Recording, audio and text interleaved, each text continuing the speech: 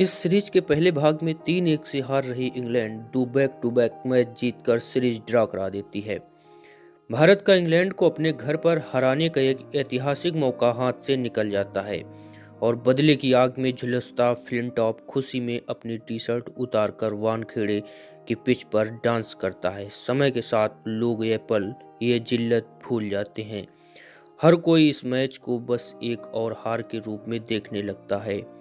एक आदमी वो फ्लिंटॉप का नाचता हुआ दृश्य मानो अपने दिल पर आग की तरह रखता है। आज हम सुनेंगे उस मौके की कहानी, उस एक मौके की कहानी। इस हार के बाद मानो पूरी की पूरी इंडियन टीम क्रिकेट खेलना ही भूल गई। कुछ महीने पहले जिस टीम ने साउथ अफ्रीका को साउथ अफ्रीका में जाकर हराया था, वो अब अपने घर पर जिम्बाब्वे से पिट रही थी। सीरीज के आखिरी मैच में दादा के 136 रन से किसी तरह से वो सीरीज बचा तो ली, पर ऐसा लगता था कि उस हार ने इस टीम के कॉन्फिडेंस को बर्बाद करके रख दिया। दादा के पास अब सिर्फ 3 महीने थे इस खोए हुए कॉन्फिडेंस को वापस लाने में, क्योंकि 3 महीने बाद नेट वेस्ट सीरीज शुरू होनी थी। इंग्लैंड में इंग्लैंड और श्रीलंका के बीच एक ट्रॉय नेशन सीरीज। वो टीम, वही प्लेयर फिर एक बार उनके सामने खड़े होने वाले थे। दादा की इस टीम का उस सीरीज के पहले तैयार होना बेहद जरूरी था और इसी की आस में दादा की टीम वेस्टइंडीज के लिए रवाना हुई, जहां अगले 2 महीने में उन्होंने इतिहास रच दिया। दादा का टॉप स्कोरर परफॉर्मेंस और उनके पीछे पीछे यंगस्टर का जादू। वेस्टइंडीज से जब यह टीम वापस आई तब उन्होंने भारतीय क्रिकेट इतिहास में पहली बार वेस्टइंडीज की सरजमीन पर ओडीआई सीरीज में जीत दर्ज की और अब इंग्लैंड पहुंचकर यह टीम अपने शिकार पर झपटने को पूरी तरह तैयार हो चुकी थी। पर प्रॉब्लम यह था कि उनका वह शिकार खुद पिछले 6 महीनों से बड़ी टीम का शिकार कर चुका था। पहले न्यूजीलैंड में जाकर सीरीज ड्रा करवाना, फिर श्रीलंका के को करीब करीब व्हाइट वॉश करना। दोनों टीम सही समय पर सही फॉर्म में थी, एक दूसरे के खून की प्यासी थी। सीरीज में मजा बड़ा आ रहा था, इसका प्रूफ पहले मैच में ही मिल गया। फ्लिंटॉप की धुआंधार हाफ सेंचुरी और 3 विकेट ने इंग्लैंड को श्रीलंका के खिलाफ एक आसान सी जीत दिला दी। इंग्लैंड टीम का कॉन्फिडेंस आसमान में। अगले मैच में 271 का टारगेट देने के बाद 141 रन 4 विकेट पर लाकर खड़ा कर दिया और उसके बाद द्रविड़ और युवराज 131 रन की पार्टनरशिप करके उस इंग्लिश रनगाड़े को रास्ते में ही पलट दिया गया। भारत वो मैच 6 विकेट से जीत गया। यह इंडिया की इंग्लैंड को ललकार थी। मुंबई का हिसाब यहाँ पे चुकता होगा और अगले पूरे सीरीज में भारत ने अपना दावा सच कर दिखाया था। ग्रुप स्टेज के पहले 7 मैचेस में भारत अपराजित और हर एक बार टॉस हारकर चेस करते हुए उस पॉइंट तक भारत का चेस करने का रिकॉर्ड नहीं से लेकर क्यों भगवान क्यों यहाँ तक था।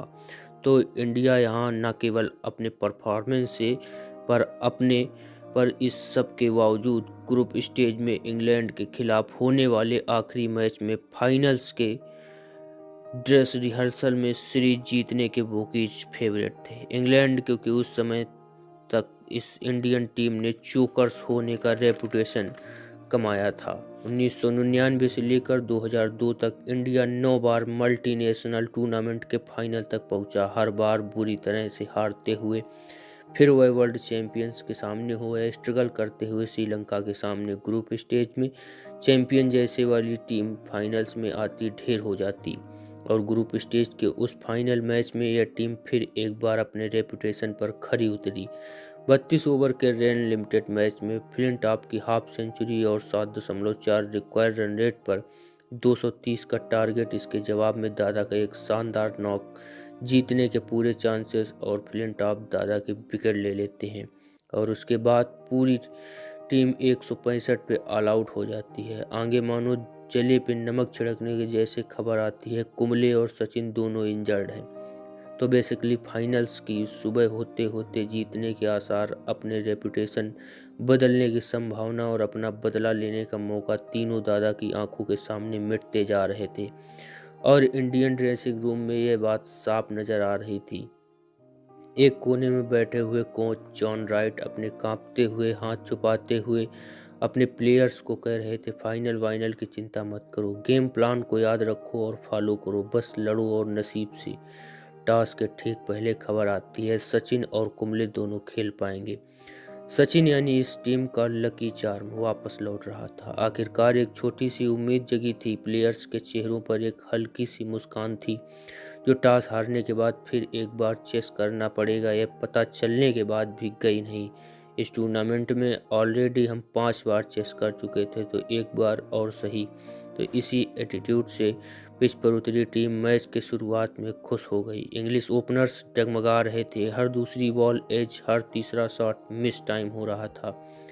बस किसी भी मिनट विकेट हाथ में आनी थी। पर जब विकेट हाथ में आई तब पूरी टीम एक साथ मानो कहने लगी, विकेट ना आती तो अच्छा था, क्योंकि उसके बाद पिच पर आए नासिर हुसैन।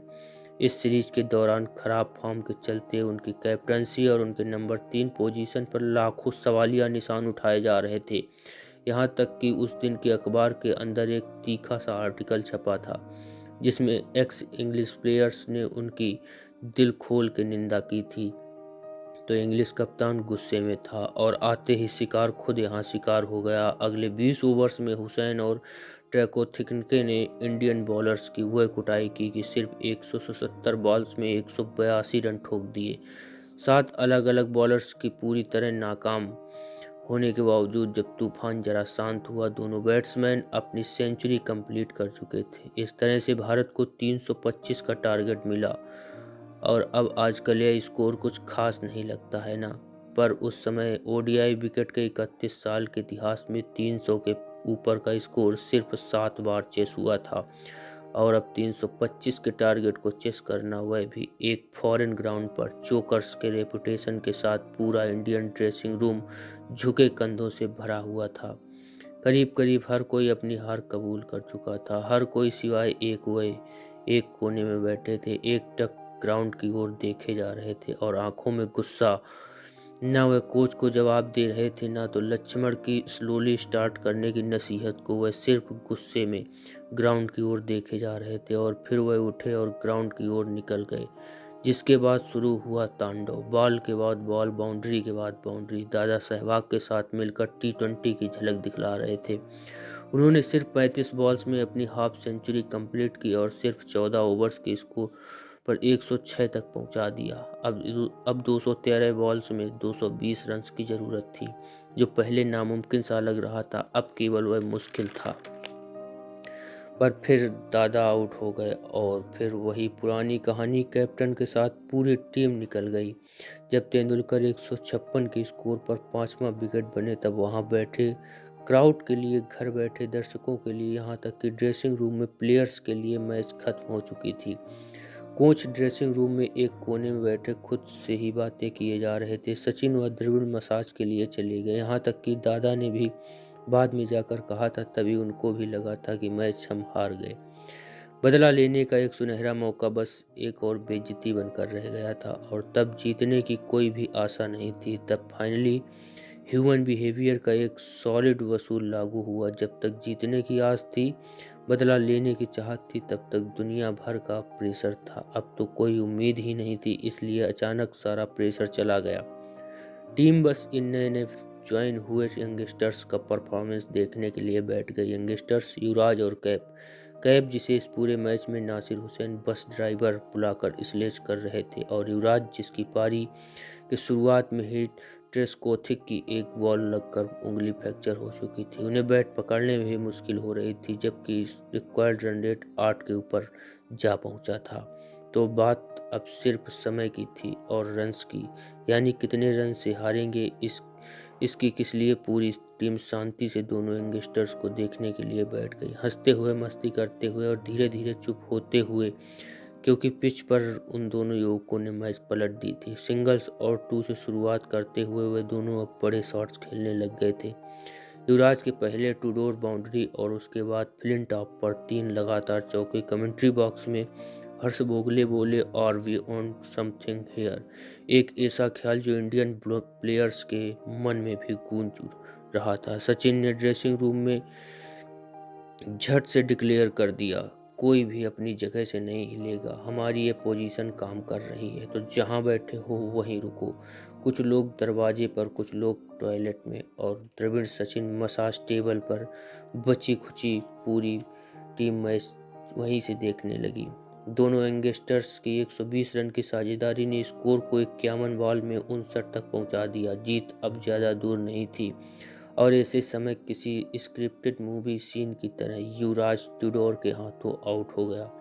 यानी अब मैच की कमान सिर्फ और सिर्फ कैप के हाथों में थी। जीतने की सारी आशाएं उस 23 साल के कंधों पर। रेडियो पर कमेंटेटर कह रहे थे, कैप को अब संभल के खेलना होगा। 47 ओवर्स आने तक कैप के इस तूफान ने रन रेट को 4.6 तक ला कर रख दिया था। यानी 18 गेंदों में सिर्फ 14 रनों की जरूरत थी। मैच अब पूरी तरह अपने हाथ में था और यहाँ बॉल दिया गया उस बंदे के हाथ में जिसने इस पॉइंट तक भारतीय उम्मीदों पर पानी फेरने में महारत हासिल की थी। कहीं जाकर अभी तो उसका बदला पूरा हुआ था। ऐसे कैसे वह दादा की टीम को जीतने देता। फ्लिंटॉप आया और 3 बॉल पर भज्जी और कुंबले को चलता कर दिया। बहुत साल बाद इस पल को याद करते हुए कैप ने कहा था, उस समय मुझे सच में लगा था कि हम वह मैच हार जाएंगे, क्योंकि भले ही 2 ओवर्स में सिर्फ 11 रन की जरूरत थी, हाथ में विकेट थे 2 और उन 2 ओवर्स में से एक जानी थी उसके हाथ में। वानखेड़े का वह भूत सिर उतरा नहीं था। इसलिए सेकंड लास्ट ओवर में 5 बॉल्स में 5 रन लेने के बाद ऑफ स्ट्राइक जाने के बाद बजाय कैप ने जोर से बैट घुमा दी और बॉल चला गया बाउंड्री के बाहर। जीतने के लिए अब सिर्फ 2 रन की ज़रूरत थी 6 बॉल्स में। पर इस बात पर न कैप ने खुशी मनाई न जहीर ने, क्योंकि बॉल करने आने वाले थे वो और सामना करने वाले थे जहीर खान। वानखेड़े में 6 महीने पहले 27 पे बैटिंग करते हुए बदानी नॉन स्ट्राइकर पर एंड पर खड़े रहे। कुंबले और श्रीकांत को आउट होते देखते रह गए। इंडिया को मैच हारते हुए देखते रह गए। अब यहाँ करीब करीब सेम सिचुएशन में वही सब कुछ जहीर खान के दिमाग में दौड़ रहा था और उसमें आया पहला बॉल। जहीर की रन लेने की कोशिश और वापस भेज दिया जाना, फ्लिंटॉप का जहीर के करीब आना और एक टक घूरते रहना। इंग्लिश टीम से पूरी तरह घिरे हुए जहीर खान नर्वस थे, साफ दिखाई दे रहा था। अगला बॉल पूरी इंग्लिश टीम की एक साथ अपील जिसे अंपायर ने ठुकरा दिया। दादा लॉर्ड्स की बालकनी में बैठे ये सब देख रहे थे, आंखों में गुस्सा, एक पांव रेलिंग के ऊपर और हाथ गले में पहने लॉकेट को थामे मानो भगवान से प्रार्थना कर रहे हों।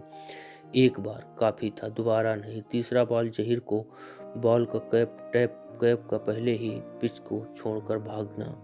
Throw drive miss field. Flintoff pitch पर अपना सिर झुकाए बैठे थे, इसलिए उन्होंने उस पल को नहीं देखा जब एक कप्तान लॉर्ड्स की बालकनी पर इस मैच को, इस पल को अमर कर रहा था। अगर वो ऊपर देखते तो उनको पता चलता कि शर्ट निकालते वक्त और घुमाते वक्त दादा की आंखें सिर्फ उन पर थी। तो ऐसे है हमारे क्रिकेट के दुनिया के दादा यानी सौरव गांगुली। तो दोस्तों, कैसी लगी आपको ये कहानी? कमेंट बॉक्स में अपनी राय देना ना भूलें। अगली कहानी बहुत जल्द। जय हिंद दोस्तों।